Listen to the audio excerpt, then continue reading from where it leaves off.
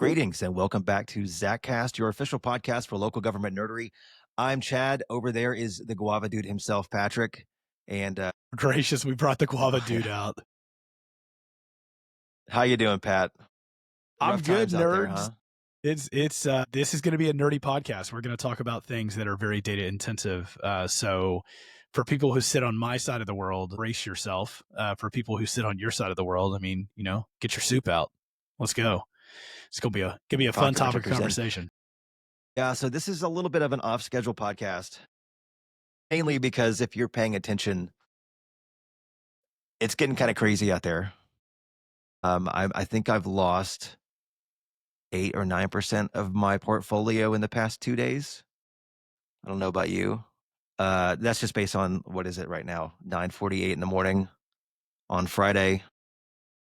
Where are we today? Yeah, 3.5% down today, plus about 5 yesterday. So, Patrick, what's going on? What are you hearing from people? Let's start there. What are you hearing from people, and what kind of questions are you starting to get that's sort of providing the impetus for this somewhat emergency episode? Well, I think, first off, let me start with this. I'm taking my kid to school this morning. It's April 4th, Friday, April 4th, which, so that people understand where we are. Hopefully we get this posted by the weekend. But the reality is the market's been down. Futures were down. The market's down this morning significantly. I think we're probably in, significant correction territory at this point. We were with the S&P yesterday and with the NASDAQ yesterday. We are with the Dow. About 7:15 this morning, I'm taking my kid to school, and I'm getting my first phone call of the day from a city official, city manager, asking questions about where we think things are going to go, what it's going to look like. I get off that phone call. My kid looks at me and he goes, "Dad, what's it mean when you're busy?" And I said, It's usually bad. "It's usually bad." We talk about all the time at Zach that we're like anti-cyclical. So like when things are really good and finances are really good, people don't need to talk to us much. But when things go bad, or for a better term would be when things get uncertain, people start looking for a level of certainty. And obviously we don't provide 100% certainty, but we do provide some data analysis capabilities to be able to do that. So a lot of it is, hey, what are y'all doing? What are you seeing? What are you thinking? How deep is this going to be? Obviously during COVID, you and I made some very bold statements. I wouldn't say bold predictions, because we kind of had some data to back up where we thought things were going to go, even though we were in very unknown territory of a pandemic. But, we told cities to kind of, hey, step back, calm it down, pump the brakes a little bit. We were using cell phone analytic data and some other things to look at, how busy businesses were. And, we were not seeing 30 to 40% drop-offs of consumer traffic. We were still seeing quite a bit of, just a change in business model. But obviously, we were closed for 2 weeks before we kind of opened back up a little bit. But we just saw a change in consumer habits. That's kind of driven us to where our conversation is now, and the conversations that are being had with folks that are giving us a call, which is, what are you seeing in consumer habits? And we're kind of in another unprecedented time. I mean, not since Hoover have we seen the use of tariffs like what we're seeing right now. To use a little bit of our political science background here, before we went into city management, decided to be a little more apolitical in life. Hoover made some really interesting decisions that, were, very America first. And but let's also state that Spoot Holly was passed by Congress, right? So it wasn't just one person making these decisions. Yes, that is very true. It was not a single, and to give Rand Paul some credit here, Rand Paul made a pretty impassioned speech, I think on Wednesday, on the floor, where he specifically stated that we should not allow a president to take over taxation authority, which is basically the use of tariffs is, in his opinion, constitutionally reserved to the Congress, or the legislative branch. So there are some folks out there that are having conversations. Obviously the Senate can pass a bill to try to take away the authority, but the way the House is set up right now, you're not going to see that. And to be fair, I'm a fairly free market person. I think anybody who's listened to our podcast over the years would understand that I'm a pretty strong supporter of free markets, and I don't like market manipulation, except when it comes to zoning. Chad would call that out. But facts. Yeah, facts, right? But our job right now is to provide a level of certainty or a level of floor. So to kind of give an example of that, I got a good friend of mine who's, controls a large book of money, is, a basically a financial advisor and trader, and started asking him questions about, where's the floor? There's always kind of a market floor, what's referred to as market support. What that means is there's usually a large amount of activity that will buy into the market at a certain point. And you have these floors, and sometimes those floors get broken through, right? So like if you look at the 2008 financial crisis, there was clearly some floors that were busted through, and we don't really know whether we're gonna hit that fully corrective floor and bust through it, or if that floor is gonna prop the market back into more of a stable territory. But right now, that looks like on the S&P, there's a lot of buying activity at about 5,100. The S&P is a little easier to look at than the Dow and the NASDAQ, and the S&P is also significantly more heavy centered on manufacturing. And so I think when you look at where that is and that information, and I appreciate my friend giving me that information from a trading standpoint, I think that's kind of the next question that we have. The S&P closed yesterday, I think, at 53 and some change, almost 5,400, somewhere around It's there. at You're probably checking on 5160 that. right now. So it's at I'm 5160 going right to now. So we're, suggest 5100 is, yeah, it's going to get blown through. I think we're going to bust through a floor, which is, that's going to put us into a little bit more of a scary territory when we go through a support floor like that. So, but, when we start looking at this information, we start looking at consumer sentiment numbers, and we started to see this, a month or so ago, really with just like the prices of gas, the prices of eggs, the prices of some goods going up, inflation really not hedging or coming down. We started to see consumer confidence numbers start to fall. So we started looking at, some of that information. And this is where I'm kind of going to turn it over to you, Chad, and talk a little bit about this, but talk about how we come and how we start to guide ourselves, because we're in projection season, right? Selfishly, we're doing this because we have contracts with cities that are rolling in where we have to go and project their sales tax for the next 18 months to the end of the year. We have to inform our data models. If you use our software, we have to inform, some of that software model that we use there. And then obviously going into the next fiscal year, we do some projections. And so we are trying to find some leading indicators, right? And some correlated leading indicators. So from there, I'm going to kind of turn it over, and you can kind of talk about, from the Department of Nerdery, which is your side of the business, like what are we doing right now? Where do you see that going, and what are we looking at to try to go and look at that? Because I say this all the time about our business, and I think this is important to say. There's just really smart people doing this work. It's not extra special. So like what we're telling you now, you could go do on your own if you wanted to. You don't need us to do it. If you're not a client, no big deal. Go do it on your own. If you have the ability to do some of this data science work, you certainly can. But I kind of want you to talk this through and me to talk a little less here. So, well, that would be a first on this podcast. I don't know it would. if you saw the waveforms from last episode. It was like my talking and then you're talking. Mm-hmm. But that was okay because we were doing a thing that was geared around, you're kind of setting the stage for us. Okay, so a couple of things. First of all, I started my career in the budget office about 8 months before the 2008 recession. I'm kind of sick of being in a counter-cyclical position.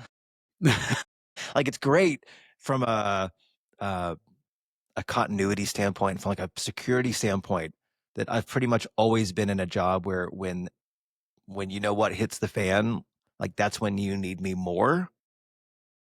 But I gotta tell you, like, just in full honesty mode right now, I have never been more worried about forecast season than I am right now. Not because we haven't been through these types of situations before where, like there's uncertainty and we don't really, the economy is kind of rough. The uncertainty that we have right now feels a lot different to me. And we haven't because really it's on a whim. Yes. Okay. The last time that we had just sort of like put your finger in the air economic policies was FDR during the Depression, where if you've read Amity Slay's book, he would literally wake up and decide what the price of gold should be. Like, just experimenting. How can we try to get out of this, this malaise here on a daily basis, just making changes to, like, wholesale changes to economic policy. It feels like that's kind of where we are right now. And to get a baseline for what we should expect, you kind of have to understand where we are. So you hear people saying, well, this is all about negotiation, right? This is an opening salvo, these tariffs for negotiations. The truth is These tariffs appear to have been written by ChatGPT. Like, did you see that thing I sent you last night? I did, yeah. And can you explain that a little bit? Okay. There was also some commentators on CNBC, some of the financial networks. There was somebody on Fox Business as well that was kind of talking us through. But go ahead and talk about the ratio and how they arrive. Yes. So we were told that these were going to be reciprocal tariffs, so that if a state has a 12% tariff on us, we would put a 12% tariff on them back, right? What apparently has happened is we have taken the trade deficit for every country, and in some cases, we actually appear to have used like the domain names, like the country domain names and not the actual country, so that there are like territories that belong to other countries where you would think that they would have the same tariff rates as the main country, but instead it's different. Anyway, we've taken the trade deficit. So like, let's say we import $100 billion from a country and we export $10 billion to them. So that deficit is $90 billion, right? Now it's called a trade deficit, but it doesn't necessarily, it's not a bad thing inherently, right? We don't grow coffee in America. We don't really have the climate for it. We don't really have the soil for it. So we buy coffee from places around the world who are better at making coffee. It's okay to buy coffee from someone else who can make it better and more cheaply than us, right? So like we are getting something for the money that we're spending. But that having been said, the formula that was used for these tariffs was figure out what that ratio is and then divide it by 2. So in that case, you'd have a 45% tariff that we're applying because we have a 90% trade deficit divided by 2, it's 45%. So now we're inputting a 45% tariff on this country. There's discussion about whether this is just an opening salvo and we're just using this as leverage to, to do other sort of negotiating tactics. There's also talk about how, no, this is actually what we're intending to do.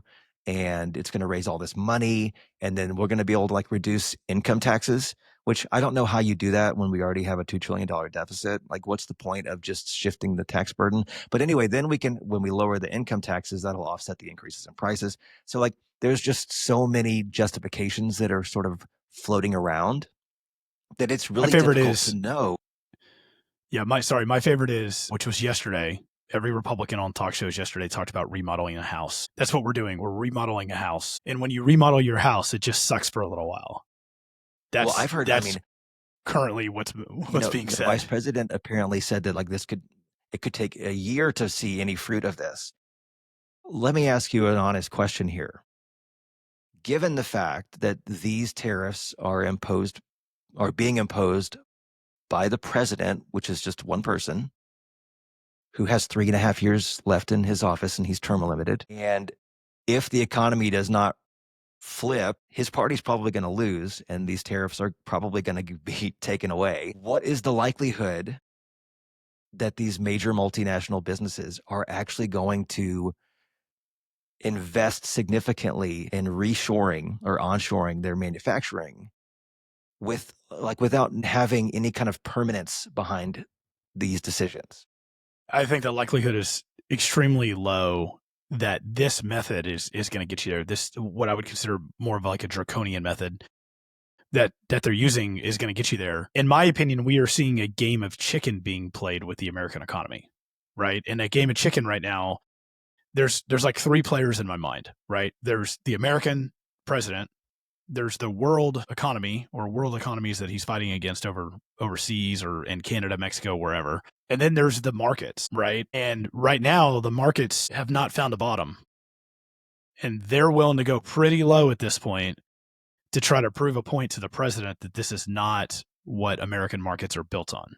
And so you have a game of chicken that's going to happen. The reality is that consumer sentiment, voter sentiment, all of those things are extremely elastic on one issue, and it's the economy. I cannot say this loud enough. It's like the number one rule you learn in political science. It is always about the economy, stupid. And if you look somebody in the eye, they're eventually going to check their 401k statement. And if their 401k statement's down 10%, they're not going to care who's in the office of the presidency. The Or S&P who's is in down power at that point? 15% since February 19th. Right. They're not going to care. So this is a very interesting game of chicken that's being played that could have drastic and dire consequences, both on the economy and politically. Right. So I say all these things just to lay the groundwork that there's a real possibility that on Monday, all of these things are gone. And we're just like, never mind. Like, because we've already been over the past couple of months through a couple of proposed tariffs on Canada and Mexico and et cetera, that either got delayed or we like said, never mind. If this continues, there's a good likelihood that that could also happen. So there's just so much uncertainty. So you have the scenario where this just all gets undone. How do the markets react to that? How does consumer sentiment react to that? Is there still like a looming threat that it could come back 6 months from now? Who knows? There's also a scenario where we actually just implement all of these tariffs, on April 9th or whatever it is. And how does the market react to that? And I say the market, how does the economy react to it? So given all that uncertainty, we now have to help cities project their sales tax for the next 18 months. So that, yeah, I'm super nervous about going into this forecasting season, more so than I was during COVID, for sure. Okay, so let's talk then about sort of our approach, because I think that's probably like you said, you don't have to use us for sales tax forecasting. Like, this is not a pitch for you to come use us. This is more of a hopefully a helping tool. Just we're just going to have a discussion about what we would do, and then you can hopefully take some information from that and maybe make some better forecasts in this time of great uncertainty. So the way that we approach forecasting and really anything that involves uncertainty is to look at things probabilistically. Probabilistically? Based on Probabilistically. probability. Yes, based on probabilities. So instead of like when you set a budget, you have to just put a number out there, right? But the question that you have to answer as the finance director or the city manager or whatever is, how likely is this number to occur? If I set my sales tax budget at 50 million, do I have a 40% chance, an 80% chance, a 12% chance of this actually occurring? And what is my exposure?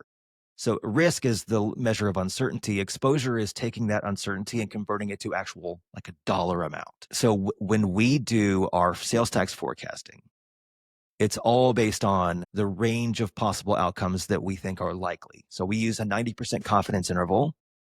And that's based mostly on just a really deep dive analysis of the city that we're looking at how have they performed over the past several years. We look at various economic indicators and try to correlate those as best we can. We're in an additional sort of weird thing because over the past 12, 13 months, there's been a lot of weird audit adjustments in our sales tax data. So you also have to account for that. We're also sort of buoyed by the fact that we still have a lot of population growth in Texas.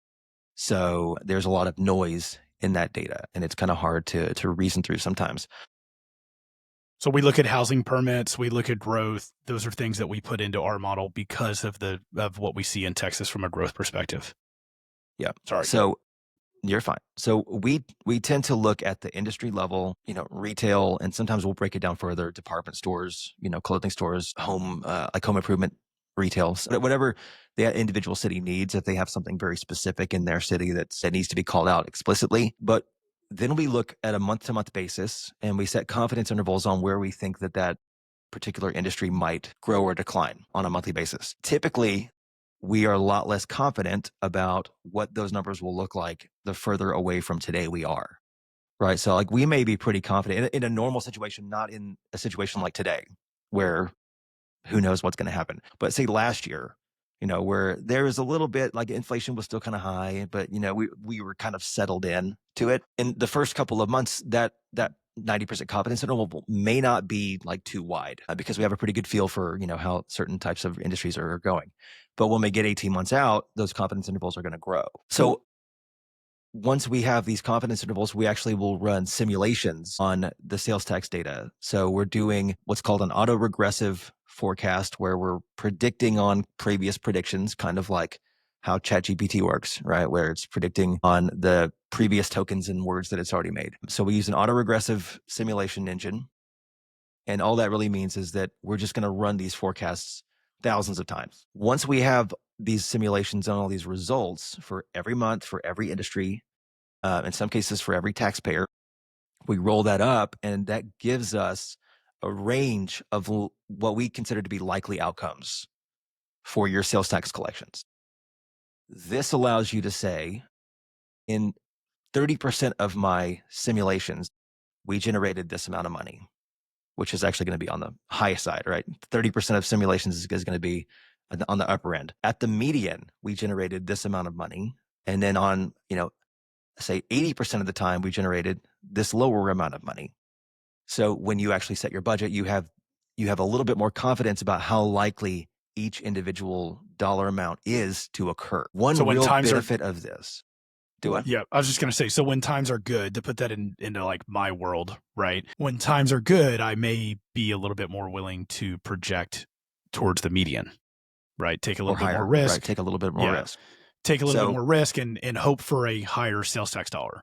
When times are uncertain, I'm going to want my projections to have landed 80 to 85% of the time, which means the number that I'm projecting is lower. So what this also helps you do is let's just say that you set a median. You set your budget at the median, and say that's $50 million. When you get into your budget discussions, and maybe there's a $500,000 project that council really wants, and the only way to do that is to bump up your sales tax projections in the budget. Well, if going from 50 million to 50.5 million takes you from a 50% chance of hitting that target to a 43% chance of hitting that target, then you can measure the risk that you're taking by increasing that budget $500,000 or whatever the case may be. So there are like tangible managerial benefits to thinking about things in terms of probabilities. You can quantify the risk that you're taking by setting a budget, but also it's just, especially in times like this where like we really don't have any good idea about what to expect. I really can't think of any other way to do a forecast for sales tax in particular. Like property tax, whatever. January 1st, those values are set. Not super concerned about that right now. Maybe next year it could be a problem, but for the upcoming property budget tax, season, property tax, you can take a random sample of properties, grab some MLS data, figure out what the spread on those properties is from, what they were last year versus what the MLS put them in the new side. And you can, I don't know, there's more certainty in property tax data. Still it's important also to have a model. much slower. Yeah, much slower. Like it's a lot less elastic. Sales tax can change overnight, which we saw during COVID. And as soon as we we lock down, probably are seeing right now. I don't know. We'll know on Wednesday. Yeah. Although Wednesday is going to be when April data comes out. That's for February sales, right? Right. So we may not know for 2 months, really. So let's talk about that right there, though. Right. Let's talk about the things that we're doing, because we're eventually going to write a newsletter and try to get this out to all of our clients. But let's talk about what we're trying to do to try to create a little bit more certainty within that 2-month lag. Right. So kind of like Gavin's work, the stuff that he's been working on overnight. And when I say legitimately overnight, thank you, Gavin. 3:00 in the morning. 2:00 in the morning last night to get us ready for at least to have a conversation today on this podcast. Have kids. Yeah, exactly. And I remember those we days. don't talk about Gavin a lot. I built ZachTax largely at 2 and 3:00 in the morning, 10, 12 years ago. And all I did at that point is respond to Chad when he sent me text and say, yeah, that's awesome. Or send emails to city managers. Thank goodness for delay send when Gmail came out with that, because I didn't look like a psycho working at 2:00 in the morning. But a little intro to Gavin. We don't talk a lot about Gavin, but Gavin's our data scientist. He is finishing up his degree at Rice. We are very blessed to have him. And he does some incredible analysis work behind the scenes. So that is one area where it's different, Chad, than 2007, and also in COVID, 2020, right? In 2020, where we have invested significantly in data science and continue to invest in that because that's where things are going, obviously, and we need that. But talk a little bit about trying to find correlation within leading indicators. and what we're doing there to try to find those correlations so that we can show 2, 3, 4 months down the road where we think things are going to go based on specifically what we're looking at now, which is like a consumer sentiment index, right? So kind of go there. Yeah, right now we've got Gavin poring over consumer sentiment data and trying to find any kind of correlations or, like you said, just leading indications about where sales tax is heading. I mean, I don't know how much do you want to get into this. He's got a lot of fancy charts and graphs in here. The thing I love about Gavin is that he's even nerdier than I am. And so when it comes to like building really statistically sound forecasting models, like he's just so much more advanced than what I can do. But yeah, I mean, that's one area that we're trying to look at. We've got probably 5 or 10 other data points that we're trying to incorporate into this and see which ones give us the most predictive power. Because right now, even a 2-month look ahead is better than nothing. And so, are there historical times when we can go back and look? It doesn't do you a whole lot of good to be able to predict in the good times, right? So we need to find the data points that help us understand what's happening when there's a lot of uncertainty in the economy. And so that's kind of what he's working on right now is what can we find that will give us any kind of indication of where we're headed, even over the next 3 to 4 months. We're also looking at things we call bellwethers. And so, what communities are there that give us a hint of what's coming, right?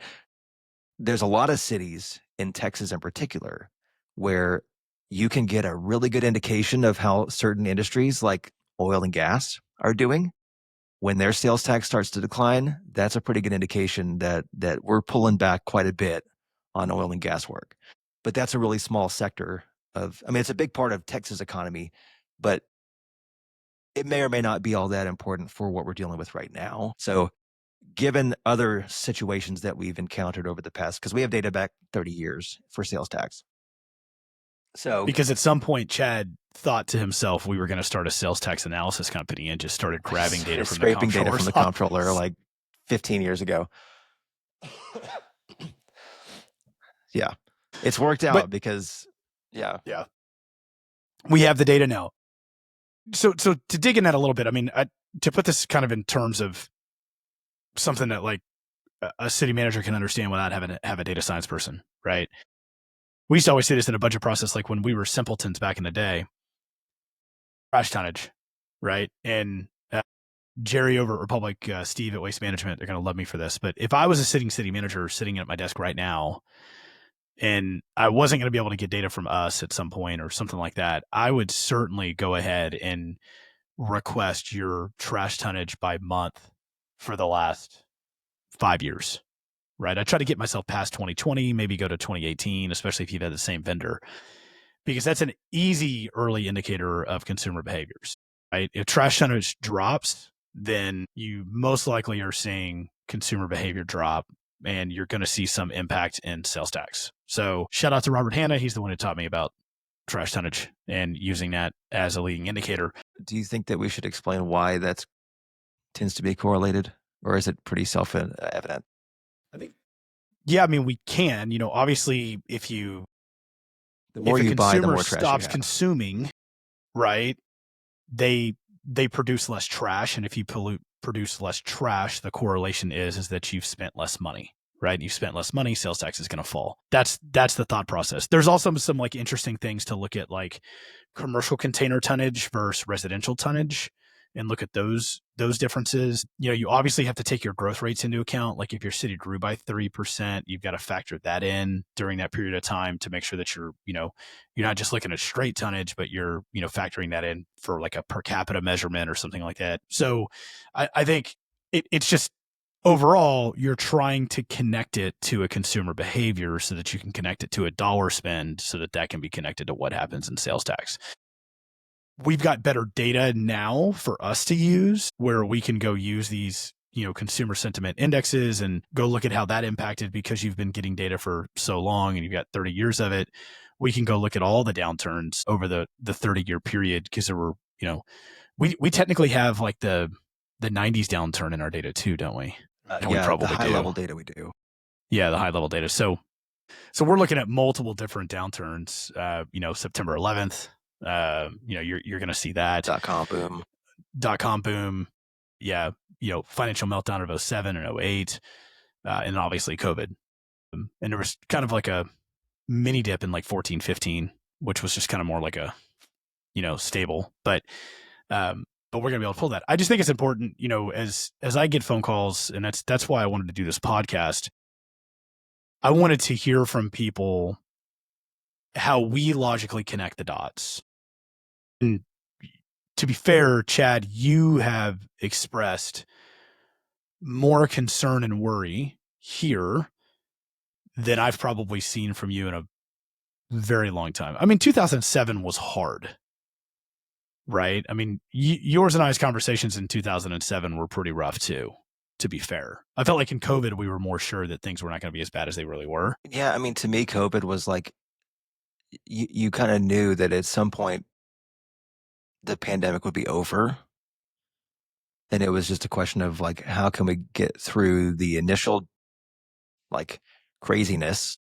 What's life going to look like in the interim? And then how quickly can we get vaccines? And it turned out that was like 8 months, right, before we started getting vaccines.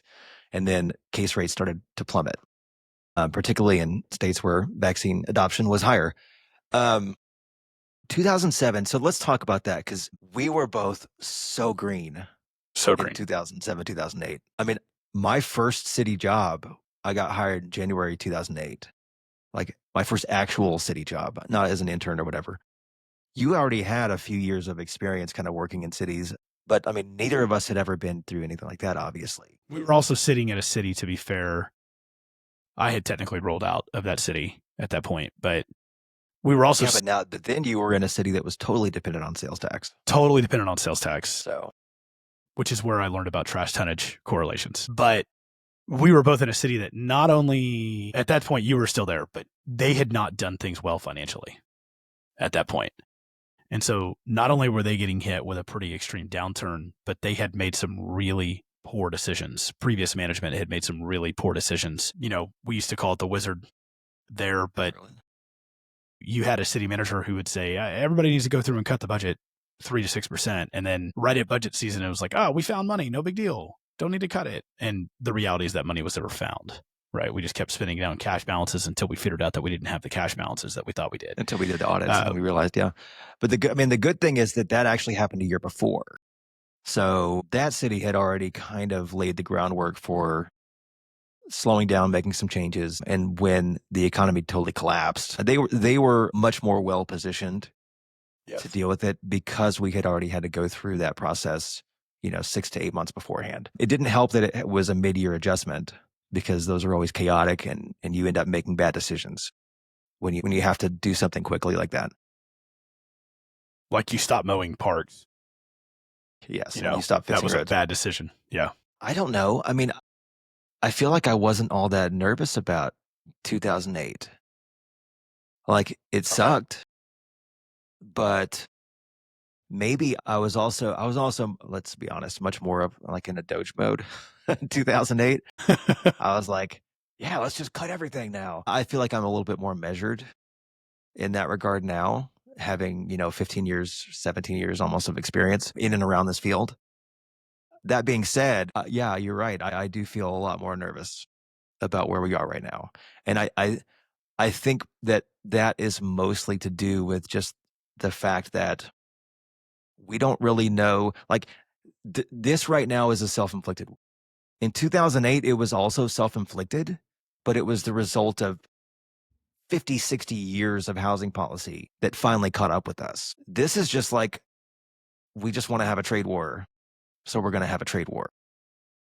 Housing policy is kind of back, but yeah, I don't know if you've looked at, but yeah, it's not as bad. But if you look at delinquent loan levels, it's pretty high.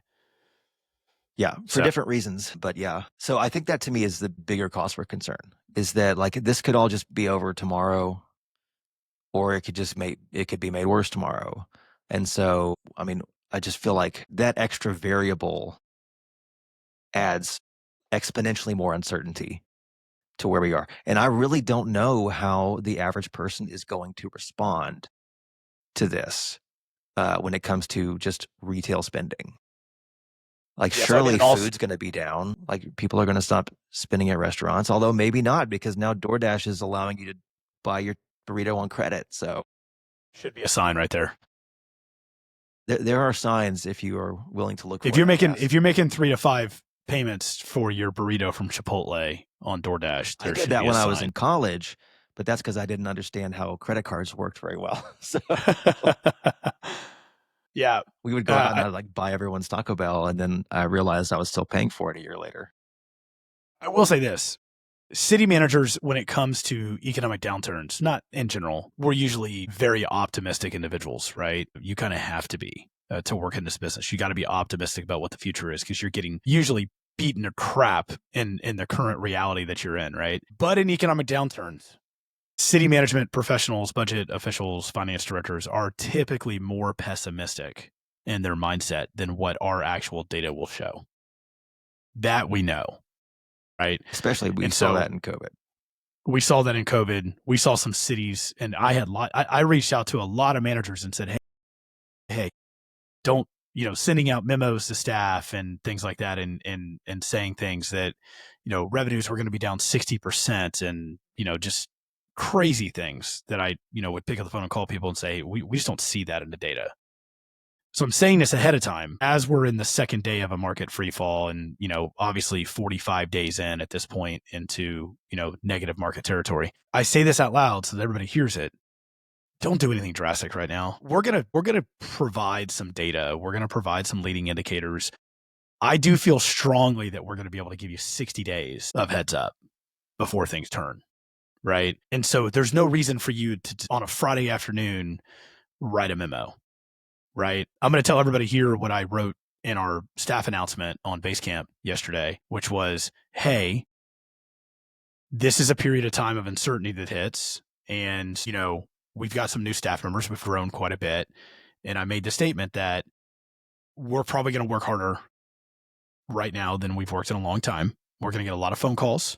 We're going to have a lot of people who reach out to us.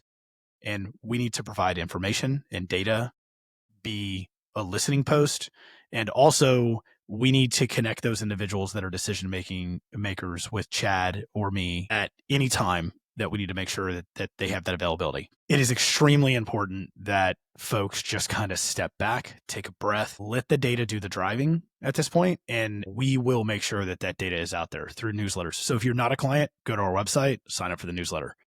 We're going to get information out there so that you can see it and so that you have a better idea what statewide data is going to look like from a leading indicator standpoint. So we're working on it. Gavin was up at 2:00 in the morning working on it last night. We're going to continue to work on it, and we're going to get that stuff out there. I thought that was why it was important for us to come on and do this podcast now, because I think you're going to have city managers go home after 8% losses on the market over the last 2 days. You're going to have city managers go home and they're going to start thinking about the worst, right? They're going to start thinking about, what do we need to do to shore up finances? What programs do we need to cut? And you have to remember, all of those decisions have consequences, right? So making those decisions too early can also have extreme consequences. If you kick that road project down the road 3, 4, 5 months, you may have price increases on imported steel. There's consequences to everything we choose and what we do. So I think we can kind of sit back for a minute, figure out what the data is going to do, and then make a decision from there. Yeah, I agree 100%. I think we probably at some point will have a budget focused episode as we get more into the summer. If I can maybe offer some perspective here. Okay. Generally speaking, we are both of the opinion that most cities are functionally insolvent anyway. Is that a fair statement? Like, I think long term, many cities are functionally long term insolvent, given our development patterns and the amount of revenue that does generate versus the cost that they bring to it, the obligations they put on us. And I do want to say to the end of that, though, but there is time, especially a city in the state of Texas, there is time to make changes to how you develop to ensure that this does not continue into the future. All I'm saying is, at the end of the day, this is going to be, it might be a pretty big speed bump or like a big blip, but we've been through recessions before. Nothing that we do, I think, needs to have a super drastic reaction. You should have yourself set up to handle in the short run, a situation like this, you've got cash balance, you know, you've got flexibility in your budget, most likely. I would recommend just generally not like still do your street maintenance this summer, but I don't know, however bad this could get, and it may get really bad. We don't have any idea right now. And so probably the worst thing you can do is to be rash and make a quick, big decision that's going to be hard to undo. Like you can always pull back. It's a lot harder to fix a decision that you made quickly that ended up being the wrong one. And we saw that a lot in 2020. We saw several cities make big cuts, and then 2 months later, sales tax was growing by double digits. And then it's like, well, crap, now what do we do? We've furloughed all these people, or we laid off, people, and now we don't have the staff to provide the services that we are obligated to provide, that we have committed to providing. Just don't put yourself in that situation.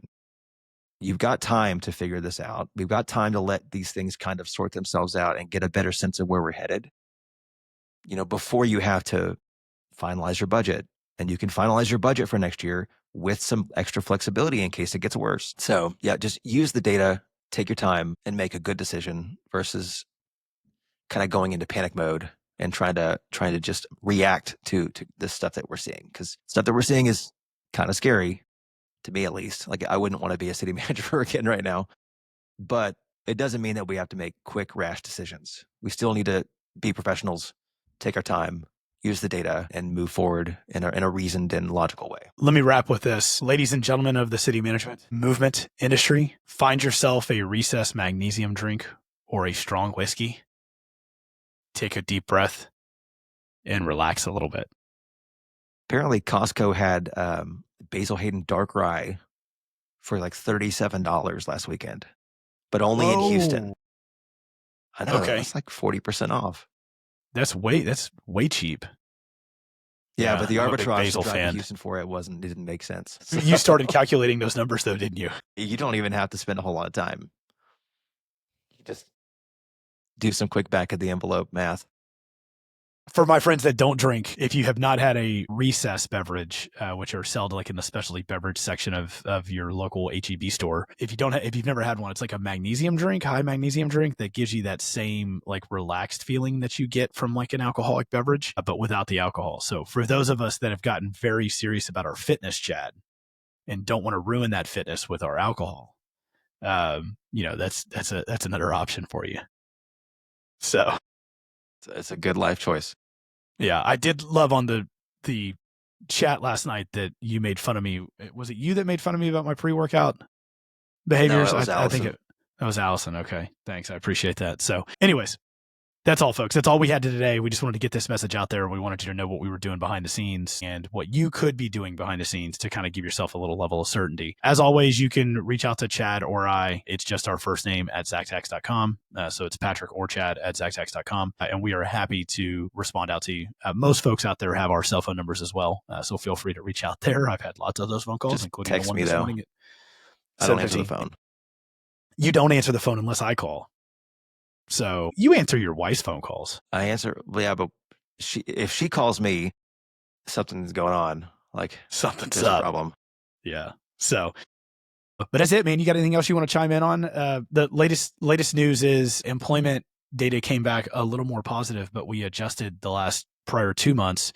So the unemployment rate went from 4.1 to 4.2. So a little uptick in the unemployment rate happened. So here's as well. Real quick about the like.